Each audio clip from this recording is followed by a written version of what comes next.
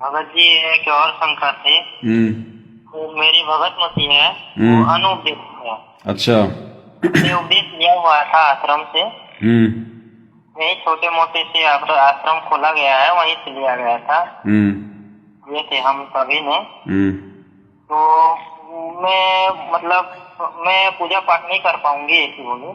अच्छा। तो मैं सिर्फ अकेला हूँ भगत जी उपदेश लिया हुआ। और कुछ दिन के बाद ना आपसे जब मतलब फोन से परमात्मा के दया से आपसे मुलाकात हुआ। आपके जो सत्संग, आपके जो मतलब उपदेश देते थे, मतलब निष्कर्ष निकालते थे, उसके हिसाब से आपसे उसके बाद मतलब बातचीत हुआ था। तो भगत जी इसमें शंका है कि मेरे जो भगत मती है वो और मैं इसे संभोग न करूं। मैं असंभोग तो नहीं करना चाहता मैं। परंतु भगत मती जैसे संभोग दूसरे के साथ करेगी, अगर उसकी इच्छा है तो दूसरे के साथ अगर करेगी और मेरे को थोड़ी मतलब दोष लगेगा भगत। वही भगत जी, मेरा नाम थोड़ी होगा भगत जी। भगत जी देखो, इसमें दो बातें हैं। ये समस्याएं भी मालिक को पता है कि भाई भक्तों के सामने उपस्थित होंगी जब भगत ज्ञान को आधार बनाकर विषय वासनाओं से दूर हटेंगे।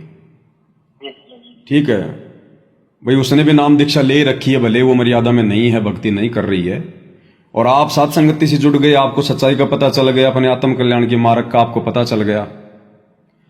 तो हम तो भगत जी इस गंदगी में पड़ेंगे नहीं, क्योंकि हमने तो अपना आत्म कल्याण करवाना, मोक्ष करवाना हमारा। और इस गंदगी को छोड़े बिना हम लाख जन्म भी हम अपने गुरुदेव के हृदय में जगह नहीं बना सकते, क्योंकि ये विषय वासना वाली तो थी सबसे बड़ी गंदगी, जिस कारण से परमात्मा ने काल को और दुर्गा को सतलोक से बाहर निकाला। और हम कैसे भाई आज वही गलती करेंगे जब हमारे को सच्चाई का पता चल गया। दूसरा, परमात्मा अपनी वाणी में कहते हैं कि जब तक हम विषय वासनाओं से दूर नहीं होंगे हम तो भगत ही नहीं कहलाएंगे। भग भोग्या भग उपजय, भग से बचा न कोई, और जो कोई भग से बचे भगत कहावे सोई। तो आज से पहले तो नहीं पता था, लेकिन अब जब पता हो गया फिर हम क्यों गलती करेंगे। हमारा टारगेट तो सतलोक जाने का है ना। और इस बीच आपको बात समझ में आ गई, आपकी औरत को समझ में नहीं आ रही है, वो चाहे जगत से है चाहे भगत है, और वो यदि अपने कर्म अगर वो बिगाड़ती है तो परमात्मा ने बताया फिर ऐसी औरत को घर में नहीं रखना चाहिए। जब आपको ये कन्फर्म हो जाए कि आपकी औरत के किसी गैर पुरुष से नाजायज संबंध है, तो ऐसी औरत को फिर घर में नहीं रखना चाहिए। ये परमात्मा का भगत जी विधान है, और ये परमात्मा ने अपने सत्संग में भी मालिक ने बोल रखा है। पतिव्रता का अंग एक सत्संग है गुरुदेव भगवान का। आप जी उसमें भी सुन सकते हैं, दास के पास होगा तो मैं भी एक बार कोशिश करता हूं आपको सुनाने का। तो क्या कहते हैं, आन खसन से हंसत है वो चंडी चोर चुड़ैल, जिनसे क्या घर बास है वो घर में बसे गुड़ैल। एक पुरुष अपना सही दूजा आन अनीत, अपने पति से राती ये और शिला सब बीत। सुकर्मी घर में रहे पतिव्रता सोनार, आन पुरुष से प्रीतड़ी ना रखिए घर बार। अब आपको भी संदेश दे रहे हैं परमात्मा कि जो स्त्री आपके अतिरिक्त किसी अन्य में आस्था रखती है तो वो घर में रखने योग्य नहीं है। और यहाँ इसी प्रकार परमात्मा कहते हैं जो मेरे अतिरिक्त किसी अन्य देवता को पूजेगा तो मैं भी उसको अपने घर में अपनी शरण में नहीं रखूंगा। स्पष्ट कर दिया गुरुदेव भगवान ने भगत जी। ठीक, आपने सुन लिया होगा कि जो स्त्री अपने पति के अलावा किसी और में आस्था रखती है, शारीरिक संबंध यदि वो बनाती है तो वो घर में रखने योग्य नहीं है।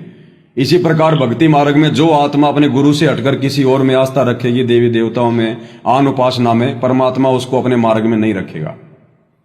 तो ऐसी औरत यदि आपको ये कन्फर्म है तो फिर भगत जी आप उनसे प्रार्थना कीजिए। मार पिटाई का मार्ग नहीं है, ध्यान रखना। ना गाली निकालनी है, ना उस पर हाथ उठाना है। मालिक की मर्यादा में रहकर अगर आप उसको कहेंगे कि बहन आपकी मर्जी है, आप इस घर में नहीं रह सकती, आपने जहां भी रहना आप रहो, जहां भी जाना आपने जाओ, आपके कुकर्म हमारे सामने हैं, इस घर में आपके लिए कोई जगह नहीं है। अगर वो परमात्मा से माफी मांग के फिर यदि अपनी गलती को यदि वो सुधारती है तो फिर उस घर में उसके लिए जगह है, बाकी नहीं भगत जी। बाकी अब ये नहीं चलेगा भगत जी, क्योंकि देखो ये बिल्कुल कलयुग की बिचली पीढ़ी का समय है। ये पति पत्नी का खेल, ये गुड्डा गुड्डी का खेल हम लोग असंख्य जन्मों से खेलते आ रहे हैं। हमने अब की बार अपना पीछा छुड़वाना भगत जी। अगर समझ में आ गई तो हमने दृढ़ ही रहना है, चाहे किसी का पति बिगड़ो, चाहे किसी की पत्नी बिगड़ो। और प्यार प्रेम से, लड़ाई झगड़े का मार्ग नहीं है, मार पिटाई का मार्ग नहीं है। नहीं तो काल ना जाने आपके ऊपर 20 मुकदमे लगवा देगा, क्योंकि आप मार पिटाई करोगे, गाली निकालोगे तो भगवान की मर्यादा टूट जाएगी। मर्यादा टूटने से फिर काल आपके ऊपर हावी हो जाएगा।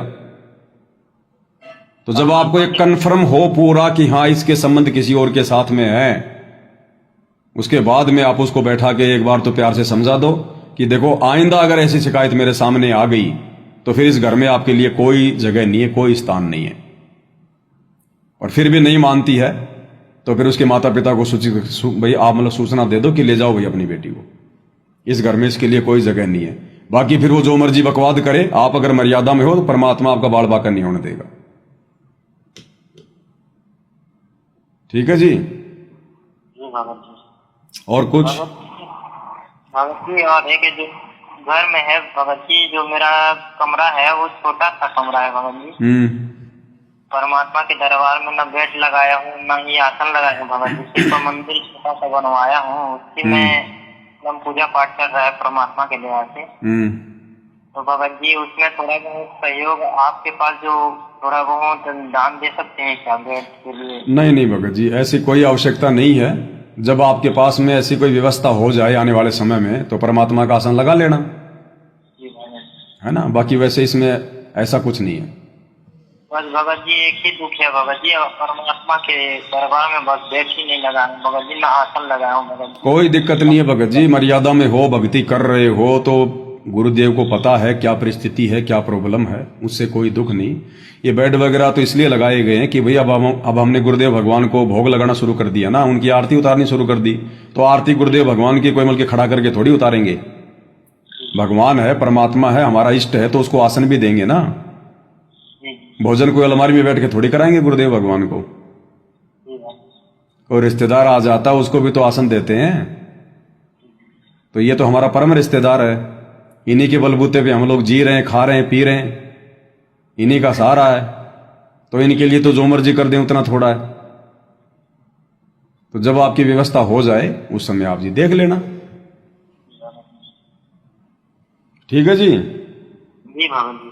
हाँ, बाकी लड़ाई झगड़ा नहीं करना भगत जी। और नहीं मानती है काल प्रेरणा से कि मैं तो नहीं जाऊंगी घर से, तू मेरा क्या बिगाड़ लेगा, फिर भगत जी आप निकल जाना कहीं भी अपना काम धंधा कर लेना, अपना छोटा सा अपना रूम किराए पे ले लेना, अपनी भक्ति करना। ठीक है, लेकिन मार पिटाई का मार्ग नहीं है, ध्यान रख लेना। अगर वो नहीं निकलती है और आपको लगता है कि इस घर में अब मेरी भक्ति नहीं बनेगी तो आप निकल जाओ भगत जी, हमने तो भक्ति करनी है। ठीक है। और बाकी परमात्मा से प्रार्थना करना कि भगवान इसको सद्बुद्धि दो, क्या पता मालिक दया कर दे। ठीक है। ऐसे तो दंडवत प्रणाम करती है भगत जी, प्रसाद लेती है, ग्रहण करती है। देखो भगत जी, मर्यादा नहीं है तो चाहे कितने दंडवत प्रणाम कर लो, कितना कुछ कर लो, कितना सुमरण कर लो, बिना मर्यादा के भक्ति का अंश भी अंदर नहीं जाएगा। ऐसे बिना मर्यादाओं में रह के भक्ति करने वाले भगत जी पता नहीं कितने चले गए, आज वो गधे बन के घूम रहे हैं। मर्यादा प्रथम है। बिना परहेज के डॉक्टर की दवाइयां काम करेंगी क्या? तो बिना मर्यादा के ये भक्ति वाली दवा हमारे अंदर कैसे जाएगी, ये कैसे काम करेगी? नियम तो नियम ही है ना।